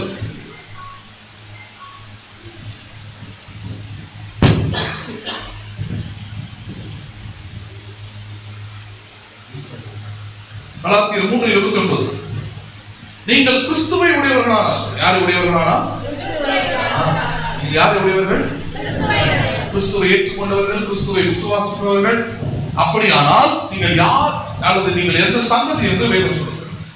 நீங்கள் கிறிஸ்துவை உடையவர்களானால் நீங்கள் எந்த சந்ததியா இருக்கிறீர்கள்? ஆபிரகாமின் சந்ததி. எந்த சந்ததியா இருக்கிறீர்கள் நீங்கள்? ஆபிரகாமின் சந்ததியாராயும் வாக்குத்தத்தத்தின்படியே சுதந்திரராயும் இருக்கிறீர்கள். ஒன்று, நீங்கள் உங்களுடைய சந்ததி இப்பொழுது உங்க ஊர் இல்ல, ஹலோ, உங்க அப்பா இல்ல, உங்க தாத்தா இல்ல, உங்க சந்ததி எது சந்ததி? நீங்கள் ஆபிரகாமின் சந்ததி. எது ஆபிரகாமின் சந்ததி? அடுத்த வார்த்தை வருது. எது ஆபிரகாமின் சந்ததி? வாக்குத்தத்தத்தின்படி உரிமையாளர்கள். சுதந்திரவாளிகள் உரிமையாளர்கள். வாக்குத்தத்தத்தை சொந்தமாக்கி கொடுக்கிறவர்கள், வாக்குத்தத்தத்தை தம்முடையதாக ஏற்றுக் கொடுக்கிறவர்கள், வாக்குத்தத்தத்தை தங்களுடையதாக மாற்றிக் கொடுக்கிறவர்கள், அவர்களே ஆபிரகாமின் சந்ததியா இருக்கிறார்கள். அப்ப நீங்க இன்னிலிருந்து எதை விசுவாசிக்கிறோம்? நான் எந்த சந்ததியா இருக்கிறேன்? எந்த சந்ததி தான்? ஆபிரகாமின் சந்ததி. ஆபிரகாமின் சந்ததியா இருந்தா நான் சொல்றேன் 100 வயசுல குழந்தை போறோம். எத்தனை வயசுல குழந்தை போறோம்? மெடிக்கல் சொல்ல 30 வயசுக்குள்ள எனக்கு முடிச்சுது. நேரத்தை முடிக்கிறது 10th or +2. ஹலோ, பேசுறது புரியுதுங்களா? எதை நம்பணுமோ அது வரைக்கும் நம்பி குறைங்க. எல்லாத்தையும் மொத்தமொத்தம் தலையில போட்டு தெரியாதீங்க, அது ஒரு பாரம். புரியுதுங்களா இல்லையா உங்களுக்கு? எது ஆபிரகாமின் சந்ததி? ஆபிரகாமின் சந்ததி என்ன செய்து? ஆபிரகாமின் வாழ்க்கை கொஞ்சம் போய் நோக்கி பாருங்க. அதுக்கு முன்னாடி அவர் பிள்ளைகள் எல்லாம் பிறக்கிறாங்க, இல்லைன்னு சொல்ல. ஆனால் வாக்குத்தத்தத்தின்படி பிறந்தவன் எப்ப பிறந்தான்? அவன் மாம்சத்தின்படி பிறக்கவில்லை, ஆவியில் பிறந்தான். கலாத்தியர் சொல்றார், எப்படி பிறந்தான்? அவன் பரிசுத்த ஆவியின் பலத்தாலே பிறந்தான். தேவனுடைய அனுகிரகத்தாலே பிறந்தான். தேவனுடைய பலன் அவனுடைய சரீரத்தில் விளங்கினது. அவன் சரீரம் செத்தவன் எனப்பட்டவன். அவன் ஆபிரகாம் 100 வயசுல, 90 வயசுல சாராள் கர்ப்பம் செத்தவன் எனப்பட்டவள். கேள்வியின் கிழவனுக்கும் வாக்குறுதி, வாக்குத்தத்தத்தை அவர்கள் சொந்தமாக்கி கொடுக்கிறார்கள் 90 வயசுல. எப்படி தன்னுடைய சரீரத்தை பலம் வாய்ந்ததாக மாற்றி கொடுக்கிறார். பிள்ளையை பெற்றெடுத்தால் என்ன பண்ணினாலும் அவள் பால் கொடுத்தாள். சாதாரண விஷயம் கிடையாது. 10 மாசம் குழந்தை சுமந்து பெற்றெடுத்து அதுக்கு என்ன பண்றான் அவன்? இன்னைக்கு மாதிரி 6 மாசம் 10 மாசம் கிடையாது. எழுதத்தையும் நீ நாட்டுக்கு எல்லாம் பாத்தீங்கன்னா 4-5 வயசு வரைக்கும் குழந்தைங்க பால் குடிச்சுருக்கு. ஹலோ, முதலாம் புரிஞ்சு சொல்றேன். பழங்காலத்துல அப்படின்னா நீங்க போய் தாத்தா பாட்டி கிட்ட கேட்டு பாருங்க, நீங்க எத்தனை வயசு வரைக்கும் பால் குடிச்சீங்கன்னு கேட்டு பாருங்க. குறைஞ்சபட்சம் எல்லாமே 3-4, 5 வயசு வரைக்கும் சொல்லதான் செய்வாங்க. அதுக்கு பேலன்ஸ் தேவைன்னு சொல்ல வரேன். பால் கொடுக்கணும்னா சும்மா வராது, அதுக்கு என்ன தேவை இருக்கு? அவ்வளவு பேலன்ஸ் தேவை இருக்கு. அவ்வளவு நல்ல ஆதார சத்தான உணவு எல்லாமே தேவை. ஆனா அதை தாண்டி வேறு விளக்கங்களுக்குள்ள இருக்கணும் பாருங்க. அது எப்படி வருது? அது ஆபிரகாமின் சந்ததி என்பதை விசுவாசம். யாருடைய சந்ததி என்பதை விசுவாசிக்கணும். நான் 40 வயசானாலும் சரி, 50 வயசானாலும் சரி, 60 வயசானாலும் சரி, நான் ஆபிரகாமின் சந்ததியா இருக்கிறேன். பலன் அடைவேன். நான் என்ன அடைவேன்? நானு பலன் அடைவேன். பலவீனம் அடைவது இல்லை. நம்புறீங்களா நீங்க? நான் பலவீனம் அல்ல, பலவான் என்று தேவன் சொன்னார். யாருக்கு தேவன் சொன்னார்? என்னை நான் சுகமாக இருக்கிறேன். நம்புறீங்களா நீங்க? அவரின் பரிகாரியாகிய கர்த்தர் அவர் தழும்புகளால் நான் குணம் ஆனேன். படுத்த படுக்கையிலே அதான் சொல்றோம். அவரின் பரிகாரியாகிய கர்த்தர் கூட படுக்கையில் இருந்து எழுந்துவீர்கள். போய் படிச்சுப்பாரு. படுக்கையில் இருந்து எழுந்தவங்க இருக்கிறாங்க, தீராத வியாதிகள் இருந்து சுகமாக்கப்பட்டவங்க இருக்கிறாங்க. எப்ப எழுந்தாங்க? when they started to receive and believe the word. தேவனுடைய வார்த்தை அவர்களுக்கு வந்தது, அதை அவர்கள் ஏற்றுக்கொண்டார்கள், அதை அவர்கள் விசுவாசித்தார்கள். விசுவாசித்த போது அவன் படுக்கையை எடுத்துக்கொண்டவன் நடந்தான். படுக்கை எடுத்துக்கொண்டு தேவனுடைய வார்த்தை உங்களுக்குள்ளே தரித்திருக்க வேண்டும். தேவனுடைய வார்த்தையினால் தான் உங்களுக்கு சுகம் உண்டாயிருக்கிறது என்பதை உள்ளத்துல பரிபூர்ணமாக விசுவாசிக்க வேண்டும். இவங்களுடைய சத்தியங்களை உள்ளத்துக்குள்ள கொண்டு போய் அதை அதிக ஆழத்தில் அதை பதிய வைத்து அதிலே உங்களுடைய திட நம்பிக்கை விசுவாசத்தை நீங்கள் வைக்க வேண்டும். எதை வைக்கணும்? நான் உலகத்தின் சந்ததி அல்ல, இயேசு கிறிஸ்துவினால் நான் எந்த சந்ததியா இருக்கிறேன்? நான் ஆபிரகாமின் சந்ததியா இருக்கிறேன். யாருடைய சந்ததியா இருக்கிறேன்? ஆபிரகாமின் சந்ததியாய் இருக்கிறேன். நம்புறீங்களா நீங்க? அதை ஒரே ஒரு உதாரணத்தை எடுத்து பார்த்து நிறைவு செய்யலாம். லூக்கா எழுதின சுவிசேஷம் 13வது அதிகாரம். லூக்கா எழுதின சுவிசேஷம் 13வது அதிகாரம். லூக்கா எழுதின சுவிசேஷம் 13வது அதிகாரம் 10 முதல் 17 வசனம் வரைக்கும் பாருங்க. லூக்கா 13:10 முதல் 17 வசனம். ஒரு ஓய்வு நாளில் அவர் ஜெபாலயத்தில் போதகம் பண்ணி கொண்டிருந்தார். அப்பொழுது 18 வருஷமாய் பலவீனப்படுத்தும் ஆவியை கொண்ட ஒரு ஸ்திரீ அங்கு இருந்தார். அவள் எவ்வளவு நிமிரக்கூடாத பூமியா இருந்தால் இயேசு அவளை கண்டு தம்மிடத்தில் அழைத்து, ஸ்திரீயே, உன் பலவீனத்திலிருந்து விடுதலையாக்கப்பட்டாய் என்று சொல்லி அவள் மேல் தமது கைகளை வைத்தார். உடனே அவள் நிமிர்ந்து தேவனை மகிமைப்படுத்தினார். இயேசு ஓய்வு நாளிலே சுத்தமாக்கினபடியால் ஜெபாலய தலைவன் கோபமடைந்து ஜனங்களை நோக்கி, வேலை செய்கிறதுக்கு 6 நாள் உண்டே, அந்த நாட்களிலே நீங்கள் வந்து சொந்தமாக்கிக் கொள்ளுங்கள், ஓய்வு நாளிலே அப்படி செய்யலாகாது என்றான். கர்த்தர் அவனுக்கு பிரதியுத்தரமாக, மாயக்காரனே, உங்களில் எவனும் ஓய்வு நாளில் தன் எருதையாவது தன் கழுதையாவது தொழுவத்திலிருந்து அவிழ்த்து கொண்டு போய் அதற்கு தண்ணீர் காட்டுகிறது இல்லையா? இதோ சாத்தான் 18 வருஷமாய் கட்டியிருந்த ஆபிரகாமின் குமாரத்தியான இவளை ஓய்வு நாளில் இந்த கட்டிலிருந்து அவிழ்த்து விட வேண்டியது இல்லையா என்றார். அவர் அப்படி சொன்னபோது அவரை விரோதித்திருந்த அனைவரும் வெட்கப்பட்டார்கள். ஜனங்கள் எல்லோரும் அவரால் செய்யப்பட்ட சகல மகிமையான செய்கைகளை குறித்து சந்தோஷப்பட்டார்கள். வேத பகுதி ரொம்ப இயேசுவின் பிள்ளைகளாய் ஆபிரகாமின் சந்ததியாய் இருக்கிறவர்கள் சுகத்திற்கு அவர்கள் they are rightful to be healed. சுகத்தை பெற்றுக் கொள்வதற்கு அவர்கள் உரிமையாளர்களாக இருக்கிறார்கள் என்பதை இந்த சம்பவத்தை நம்ம படிக்கிறோம். என்ன சம்பவம் இது? ஒரு ஜெபாலயத்துல போறாரு. அங்க இருக்கிற ஜெபாலய தலைவர் சொல்லப்படுகிற அந்த பாஸ்டர் இயேசுவை கூப்பிட்டு அன்றைக்கு பிரசங்கம் பண்ண வைக்கிறார். இயேசு இதே போல ஆலயத்தில் பிரசங்கம் பண்ணிட்டு இருக்கிறார். இயேசு எங்க போயிருந்தாரு? அது சொல்லு. இயேசு எங்க போனாரு? இயேசு எங்க இருக்கிறாரு? நல்லதா வாங்கி சொல்லுங்க. ஆலயத்தில் எங்க இருந்தாரு? இருக்காங்க. சில பேசி நாங்களே தேவனோட ஆலயம், நாங்கள் இன்னும் போக வேண்டியதில்லை. இயேசுவே போனாங்க. இது ஒண்ணும் இல்லை, இப்ப நிறைய இடத்துக்கு போயிருந்தது. இது மாதிரி இன்னொரு இடத்துக்கு போய் இன்னொரு ஆலயத்துக்கு போறாரு. அந்த ஆலயத்துக்கு பிரசங்கம் பண்ற அந்த ஆலயத்துக்கு சொன்னதா இயேசு எடுத்து சொன்னாரு. கர்த்தருடைய ஆவியானவர் என்மேல தங்கி இருக்கிற நாங்கள் பேசுறாங்க. இன்னொரு ஆலயம் அது. ஹலோ, இயேசுவே ஆலயத்துக்கு போனாங்க. Jesus himself went to the church. நீ யாரு? நான் கேட்கிறேன். ஏன் சொல்ற? ஆலயத்துக்கு வரலன்னா என்ன? அறிவு இருக்காது, ஞானம் இருக்காது, நீங்களா இயேசு ஒரு விதத்துல புரிஞ்சு வச்சுட்டு நீங்களா ஒரு விதத்துல வாழ்ந்துட்டு இருப்பீங்க. இப்போ வாழ்க்கையில தோல்வி பிரச்சனை சாத்தானுடைய பிரச்சனைகள் இவைகள் தான் உங்களை மேலோங்கி நிற்குமே தவிர வாழ்க்கையில விடுதலையை வெற்றியை வாழ்க்கை நீங்க பார்க்கவே முடியாது.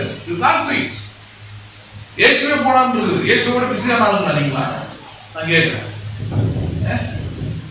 அப்ப வாழ்க்கையில அற்புதம் வேணும், வாழ்க்கையில ஆசீர்வாதம் வேணும்.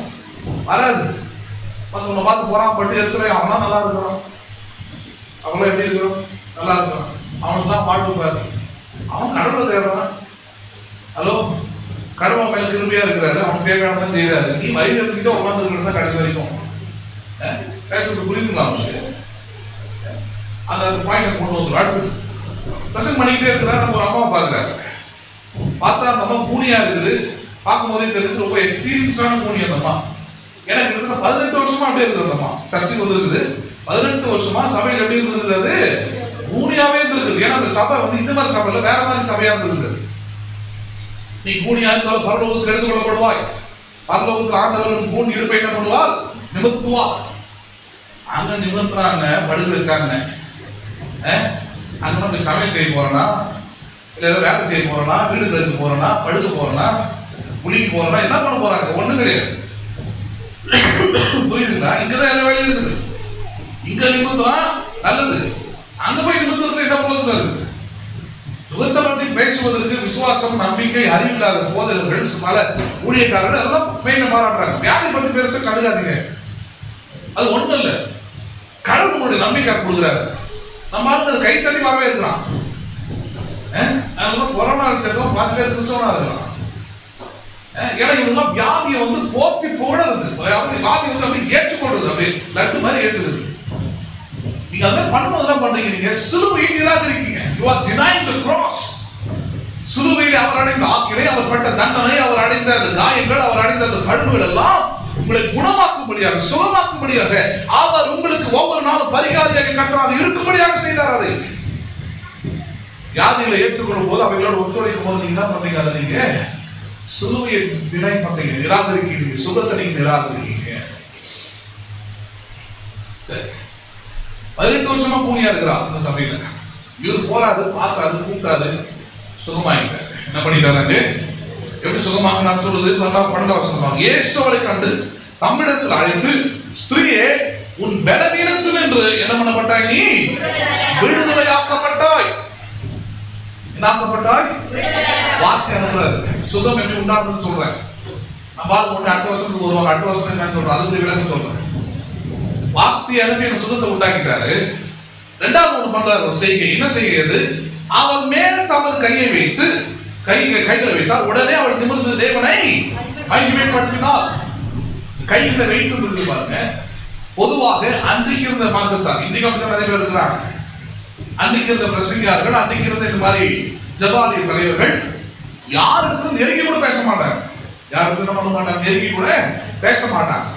நீங்க ஒரு சில பேர் சபைக்கு போனீங்கன்னா ஒரு கூண்டு மாதிரி வச்சிருப்பாங்க, பார்த்துருக்கீங்களா? அதுக்குள்ள ஒரு உட்காந்துருப்பாரு. இந்த பேங்க்ல எல்லாம் இந்த கொரோனா டைம்ல கட்டுறது போனீங்கன்னா அப்படி வச்சிருப்பாங்க பாரு, அந்த மாதிரி குவாரண்டைன் இடம் மாதிரி இருக்கும்.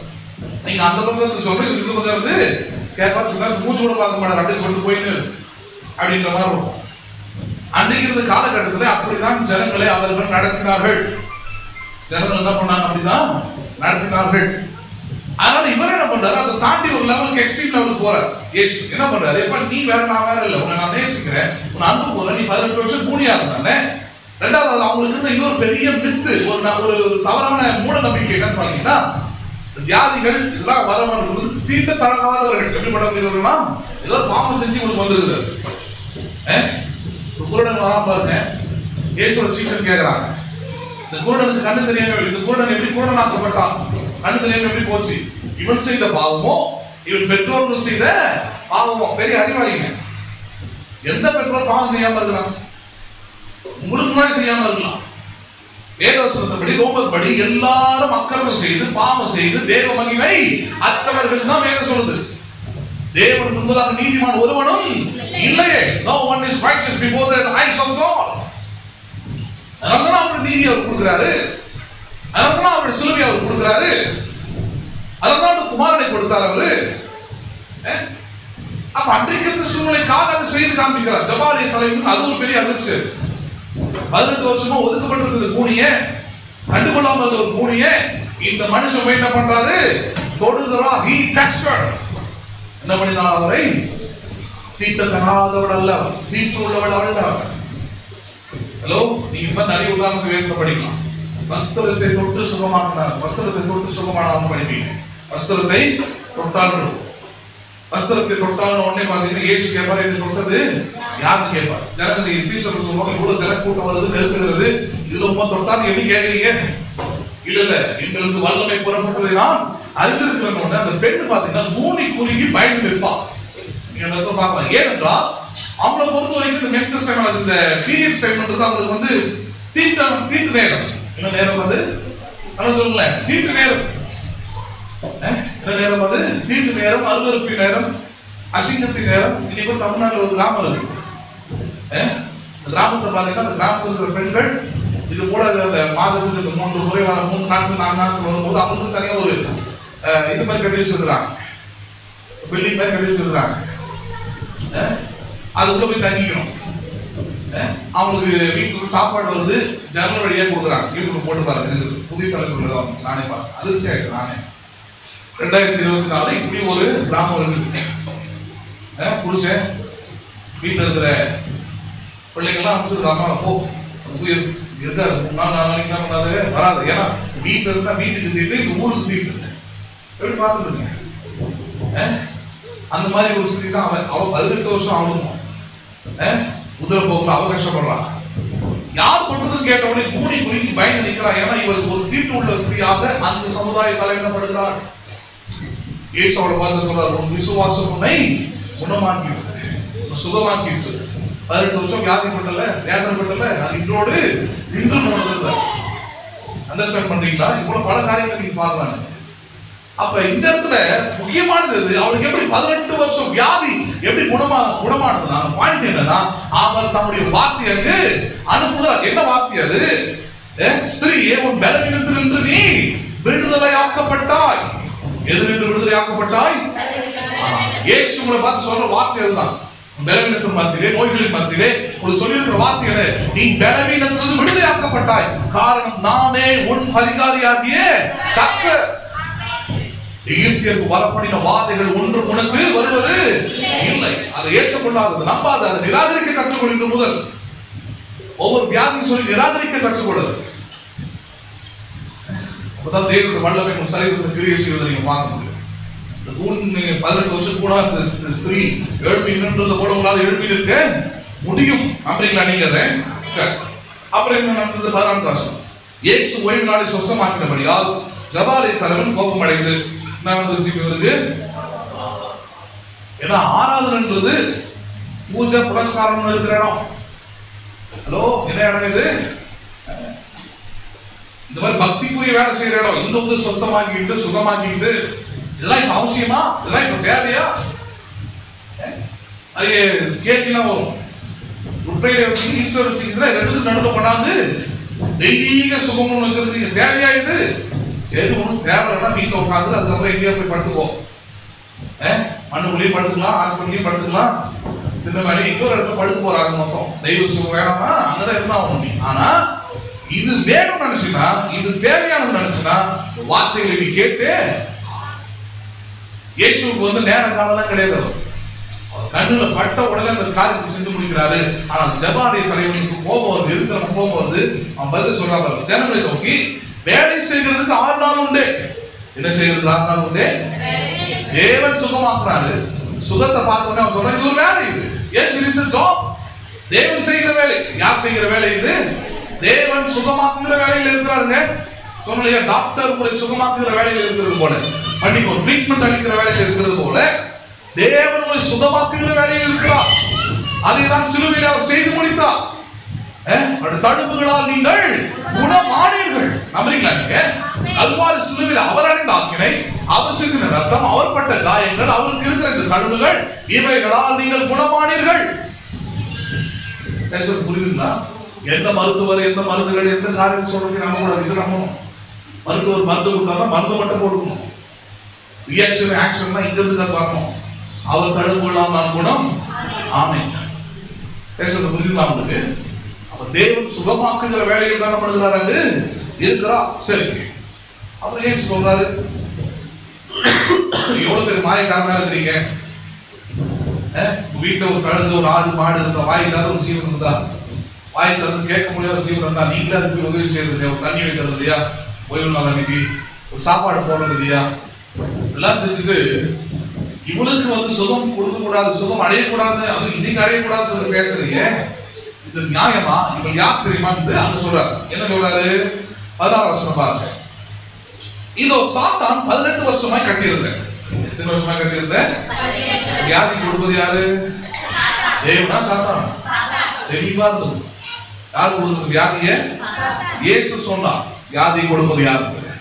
வியாதி யார் கொடுப்பது? சாத்தான் கொடுத்தான். சொல்றாரு பாருங்க. இதோ சாத்தான் 18 வருஷமாய் கட்டியிருந்த ஆபிரகாமின் குமாரனாகிய இவளை ஓய்வு நாளே கட்டில் இருந்து அவிழ்த்து விட வேண்டியது. இந்த வார்த்தை ஆபிரகாமின் குமார்த்தியாகிய இவளை. எந்த சந்ததி இவள்? எந்த சந்ததி இவள்? ஆபிரகாமின் குமாரத்தி இவள். இவள் வியாதியில், இவள் பலவீனத்தில், இவள் நோயில் இருக்க வேண்டிய அவசியம் இவளுக்கு இல்லை. பரம்பரை வியாதிக்கான இடம் இல்லை. 18 வருஷமா இருக்க வேண்டிய அவசியம் இல்லை. காரணம், இவள் ஆபிரகாமின் வித்து, ஆபிரகாமின் சந்ததி. இவள் வியாதியில் இருக்க வேண்டிய அவசியம் இல்லை. அதே வார்த்தை உங்களை நோக்கி வருகிறது. நீங்கள் வியாதியில், பலவீனத்தில், நோயில் இருக்க வேண்டிய அவசியம் உங்களுக்கு இல்லை. விசுவாசியுங்கள் இயேசுவின் நாமத்தில். விசுவாசியுங்கள் அவருடைய காயத்தை, விசுவாசியுங்கள் அவருடைய தழும்பை, விசுவாசியுங்கள் அவருடைய ரத்தத்தை. அது உச்சம் தலை முதல் உள்ளம் கால் வரைக்கும் உங்களை சுத்தமாக்கும், குணமாக்கும். நம்புறீங்களா நீங்களே? 17 வசனம். அவர் இப்படி சொன்னபோது அவரை விரோதித்திருந்த அனைவரும் வெட்கப்பட்டார்கள். ஜனங்கள் எல்லோரும் அவரால் செய்யப்பட்ட சகல மகிமையான செய்கைகளை குறித்தும் என்ன பண்ணப்பட்டார்கள்? அவர்கள் சந்தோஷப்பட்டார்கள். என்ன சந்தோஷம் அவங்களுக்கு? ஆபிரகாமின் குமார்த்தி, ஆபிரகாமின் குமாரன் இனி வியாதியில் இருக்க வேண்டிய அவசியம் இல்லை. நம்புறீங்களா நீங்க? அப்ப நீங்க எந்த சந்ததியிலிருந்து எந்த சந்ததி ஆயிருக்கிறீங்க தெரியும். நீங்கள் கிறிஸ்துவை உடையவர்களானால், கிறிஸ்துவின் பிள்ளைகள் என்றால், கிறிஸ்துவின் வித்து உங்களுக்குள்ளே இருக்கிறது என்றால் நான் சொல்கிறேன், நீங்க ஆபிரகாமின் சந்ததியாய் இருக்கிறீர்கள். உங்களுக்கு ஆபிரகாமின் சந்ததியாய் இருக்கிற உங்களுக்கு வியாதிக்கு, வேதனைக்கு, வலிக்கு, நோய்க்கு ஒரு சரீரத்தில் என்ன கிடையாது, இடம் இல்லை. அவர் குணமாக்குகிற வேலையில் இருக்கிறார். என்ன வேலையில் இருக்கிறார் அவர்? நம்புறீங்களா நீங்க? அதனாலதான் 1 யோவான் 5:1 முதல் 1-4 வசனம் நம்ம பார்க்கலாம். 1 யோவான் 5வது அதிகாரம் 1-4 வசனம் நம்ம பார்ப்போம். இயேசுவானவரை கிறிஸ்து என்று விசுவாசிக்கிற எவனும் தேவனால் பிறந்திருக்கிறான். இயேசு யார் என்று விசுவாசிக்கிறவன்? கிறிஸ்து. அவர் தான் என்னுடைய பரிகாரி, அவர் தான் என்னுடைய மீட்பர், அவர் தான் என்னுடைய ரட்சகர். அந்த கிறிஸ்து தான், கிரைஸ்ட். அப்படி விசுவாசிக்கிறவன் எவனும் தேவனால் என்ன பண்ணியிருக்கிறான்? அவன் பிறந்திருக்கிறான். அடுத்து சொல்றாங்க 4வது வசனம். தேவனால் பிறந்ததெல்லாம். யாரால் பிறந்தவன் எல்லாம்? நீங்க யாரால் பிறந்தவர்கள்? மாம்ச பிரகாரம் அம்மா பார்த்தா அவங்க கவனிச்சிருங்க. அவங்களுக்கு தேவையானது எல்லாம் நம்ம நீங்க செய்யுங்க. ஆனா நீங்க அவங்களுடைய சந்ததி இல்லை. யாருடைய சந்ததி இல்லை? நீங்கள் அவருடைய சந்ததி இல்லை. நீங்கள் ஆபிரகாமின் சந்ததி, கிறிஸ்துவின் சந்ததி. நீங்கள் கிறிஸ்துவின் வித்து. நீங்கள் அப்படி விசுவாசிக்கிறீர்களானால் எகிப்தியருக்கு வரப்படின வியாதிகளில் ஒன்று உங்களுக்கு வருவது இல்லை. அவர் சொல்றார், நீங்கள் தேவனால் பிறந்தவர்கள் என்றால் தேவனால் பிறப்பதெல்லாம் உலகத்தை நம்புறீங்களா நீங்க? தேவனால் பிறந்தவர்கள், தேவனுடைய வித்து. நீங்கள் உலகத்தை என்ன பண்ணுவீர்கள்? ஜெயிப்பீர்கள். உலகத்தில் இருக்கிற வியாதியை ஜெயிப்பீர்கள், உலகத்தில் இருக்கிற நோயை ஜெயிப்பீர்கள், உலகத்தில் இருக்கிற பலவீனத்தை ஜெயிப்பீர்கள். நம்புறீங்களா நீங்க? நான் தேவனால் பிறந்தவன், உலகத்தை ஜெயிப்பேன். எந்த வியாதி முதல்ல சொல்றான்? தேவனால் பிறந்தவன். ஹலோ, டயபெட்டிஸ் ஜெயிப்பேன். நான் தேவனால் பிறந்தவன், கேன்சரை ஜெயிப்பேன். நான் தேவனால் பிறந்தவன், தலைவலியை. பாஸ்டர் எங்க போன் போடுறவருக்கு தலைவலி இருக்கிறது போன் வருது. சில சமயம் அதே வேலை, தலைவலி, வயிற்று வலி, ஏதாவது உடனே கால் பண்ணுங்க. ஏன்னா பாஸ்டர் அவ்வளோ அவங்க மேல கருணையா இருக்கிறான். கருணெல்லாம் இங்க காட்டு, கருணெல்லாம் பிரசங்கத்துல காட்டு. நீ பிரசங்கத்துல சொல்லி கொடுத்தா உனக்கு டியூஷனே தேவை கிடையாதுன்றேன். ஹலோ, டியூஷன் போறவனும் ஃபர்ஸ்ட் மார்க்கு ஸ்டேட் ஃபர்ஸ்ட் எடுக்க போறது இல்லை. ஹலோ, அதிகபட்சமா பாஸ் ஆகிறது முக்கிய தான் பாஸ் ஆவானுங்க. அதனால நான் டியூஷன் சென்டர் வச்சு நடத்தல. டியூஷன் ஸ்டூடெண்ட்ஸும் தேவையில்லை. எனக்கு எந்த ஸ்டூடெண்ட்ஸ் தேவை? தேவனால் பிறப்பதெல்லாம் உலகத்தை ஜெயிக்கும். புரியுதுங்களா? உங்களுக்கு கவுன்சிலிங் வேணா கொடுக்கலாம், ஆனா தலைவலிக்கு உடம்புலிக்கு பாஸ்டர் கை வச்சாலே சரி ஒன்னாவது, பாஸ்டர் சொன்னாலே சரியாயிடும். இந்த மாதிரிலாம் கழிவு விட்டுருக்காங்க வெளியே. 24 மணி நேரம் ஜப நேரம் போட்டு வச்சிருக்காங்க. ஜபம் அதெல்லாம் போட்டு வச்சு சிலவங்க ஓஞ்சு போய் பெயிண்ட் அடிச்சுறாங்க. அப்ப ஆளை விடுற சாமி எவ்வளவு போன் கால் வருது ஒரு நாளைக்கு.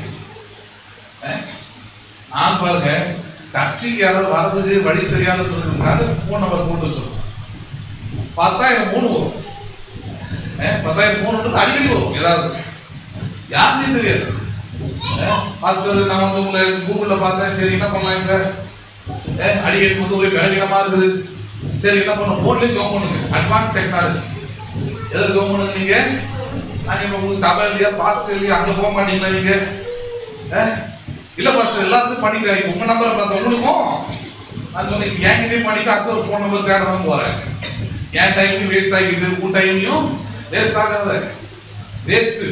ஏன்னா சுகம் அப்படி உண்டாகாது. சுகம் வந்து இந்த மாதிரி உட்கார்ந்து கேட்கணும். ஆபிரகாமின் சந்ததி நான் விசுவாசிக்கணும். மரபியல் வியாதி எனக்கு இல்லைன்றதை விசுவாசிக்கணும். அவர் தழும்புகளால் நான் குணமானது விசுவாச வார்த்தைகளை நீ கேட்கணும். உள்ளத்துல அப்படிப்பட்ட நம்பிக்கை உண்டாகணும். அதுக்குரிய வார்த்தைகளை பிரசங்கிக்கிற இடத்துக்கு உட்கார்ந்து கேட்கணும்.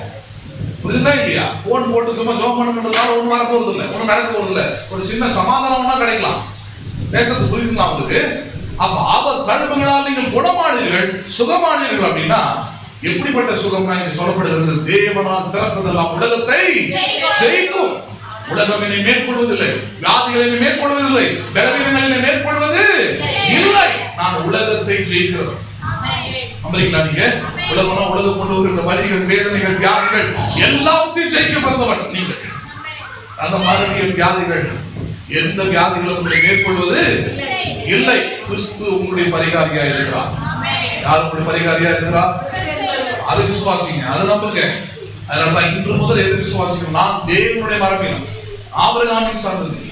ஆபிரகாமின் சந்ததியா இருக்கிற அந்த ஸ்திரீயை பார்த்து சொன்னார் இல்லையா, 18 வருஷமாய் சாத்தான் கட்டி வைத்திருப்பது எப்படி? இவள் ஆபிரகாமின் சந்ததி, எழுந்து நிமிர்ந்து நிற்க வேண்டும், பூனியாய் இருக்கக்கூடாது. அதே போல வியாதியாக இருக்கக்கூடாது என்பதுதான் உங்களை குறித்த தேவனுடைய சித்தம். அதற்காகவே சிலுவையிலே தம்முடைய குமாரனை ஒப்பு கொடுத்தார். அவர் தழும்புகளால் நீங்கள் குணமானீர்கள். நம்புறீங்களா? நிச்சயமா எல்லா வியாதிகள், வேதனைகள், பலவீனங்கள் இருந்து நீங்கள் வெளியே வருவீங்க. எது உங்களை மேற்கொள்ளாது. நம்புறீங்களா? நீங்க அதை தேவனால் பிறந்த உலகத்தை எல்லாரும் எழுந்திருக்கும். திருவிருந்தனே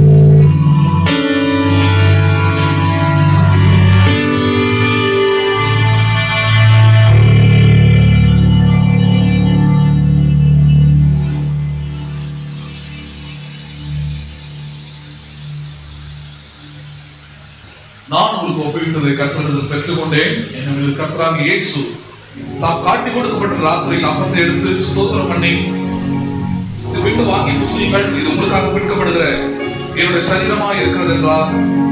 என்னை நினைவு கூறும்படி இது செய்யுங்கள் என்றார். கையில் வைத்திருக்கிற இந்த அப்பம் கல்வாரி சிலுவையிலே நம்முடைய பலவீனங்களை, நோய்களை சுமந்து கொண்ட இயேசுவின் சரீரத்துக்கு அடையாளமாக இருக்கிறது. கையில் வைத்திருக்கிற அப்பத்தை அப்படிப்பட்ட விசுவாசத்தோடு கூட இப்பொழுது நீங்கள் அதை செய்யலாம்.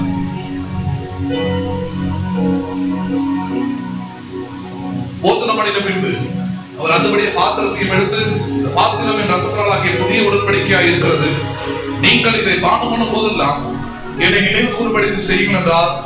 கையில் வைத்திருக்கிற இந்த திராட்சரசம் கல்வாரி சிலுவையில் உங்களுக்காக சிந்தப்பட்ட இயேசுவின் ரத்தத்துக்கு அடையாளமாயிருக்கிறது. அந்த ரத்தம் உங்கள் பலவீனங்களை, நோய்களை எல்லாத்தையும் சுகமாக்கி இருக்கிறது. நீங்கள் தேவனுடைய வித்தாய் இருக்கிறீர்கள். தேவனுடைய ரத்தம் உங்கள் சரீரத்தை பாய்கிறது. அது விசுவாசித்தவர்களாய் கையில் வைத்திருக்கிற திராட்சரசத்தை இப்பொழுது நீங்கள் அதை பானம் பண்ணலாம்.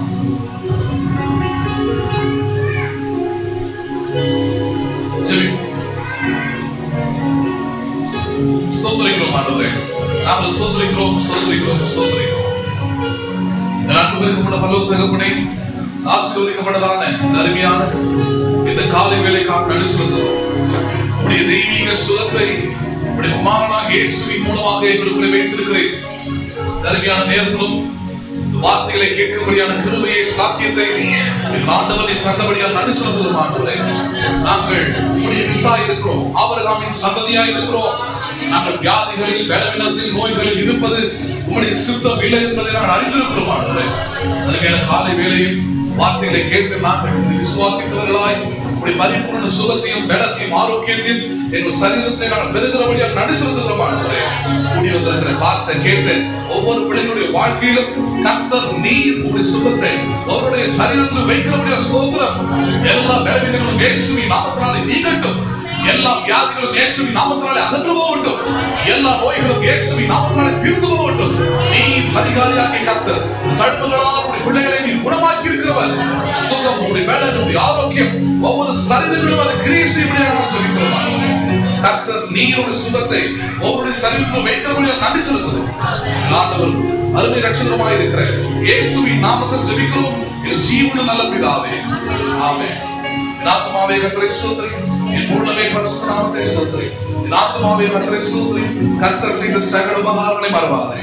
ஆமென். ஆசீர்வாதம் கர்த்தராகிய இயேசு கிறிஸ்துவின் கிருபையும், பிதாவாகிய தேவனுடைய அன்பும், பரிசுத்த ஆவியானவருடைய ஐக்கியமும் இன்றைக்கும் என்றைக்கும் சதா காலமும் நம் அனைவரோடு கூட இருப்பதாக. ஆமென், ஆமென். God bless you. பாடலை பாடி பின்பதாக நாம் கலைந்து செல்லலாம்.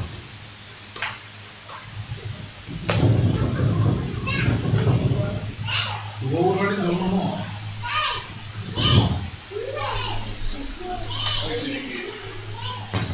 ஜாய் ஜாய்க்கு தானே, ஜாய்க்கு பிறந்த நாள் சொல்லியிருக்காங்க. நெக்ஸ்ட் வே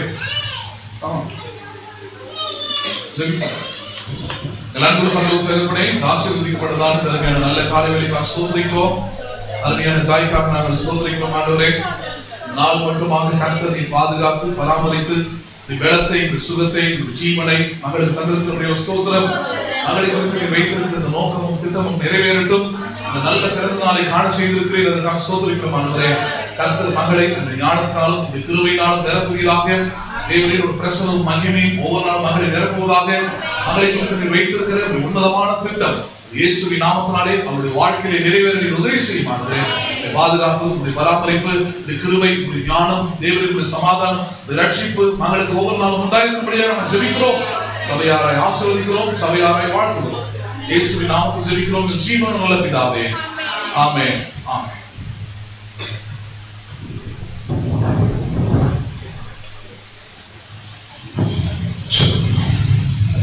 பாடலை பாடி நாம் என்பதாக கலைந்து செல்லலாம். சுகம் பெலன் எனக்குள்ளே பாய்ந்து செல்லுது, வல்லமை நதியாய் பரவி பாயுது என்ற பாடலை நாம் பாடுவோம்.